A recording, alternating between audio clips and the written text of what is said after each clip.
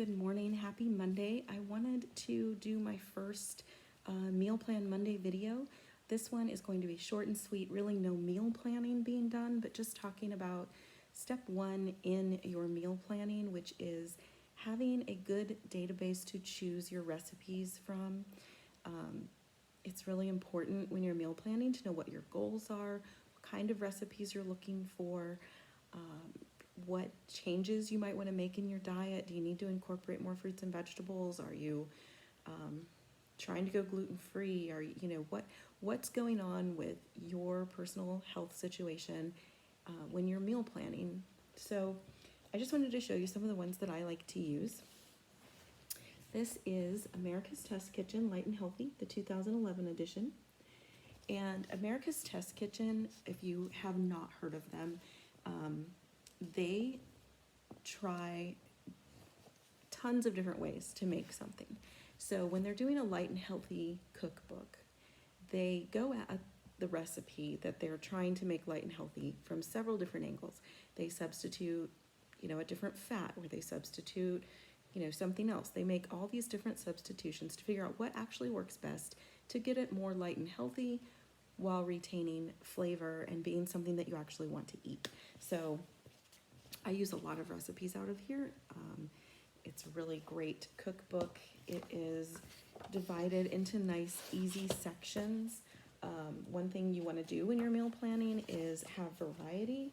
This one, you can look, oops, I'm in the appetizer portion. Let me just go back. So it's divided into your appetizers and snacks, soups and stews, and then the meat is all separated, poultry, meat, fish and shellfish.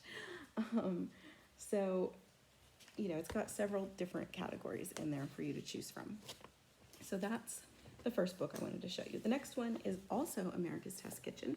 It is the Healthy Family Cookbook. So, this one I really like, and it has some really nice, simple recipes in here. So, for instance, there's a roast chicken where you just have your vegetables on the pan, and then your chicken above it on a rack, and it all just goes in the oven, and it's super simple and easy, quick. Everyone likes it.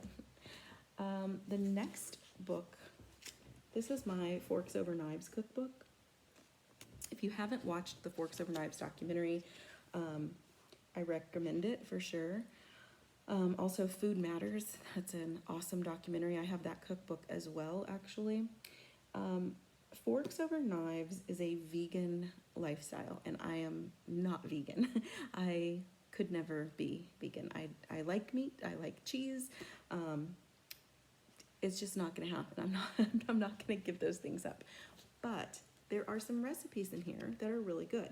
I had made, it was a veggie enchilada recipe that I made, and it was super good, great flavor. The thing about a lot of these healthier cookbooks, they use a lot of fresh herbs and seasoning, and so they're just super flavorful.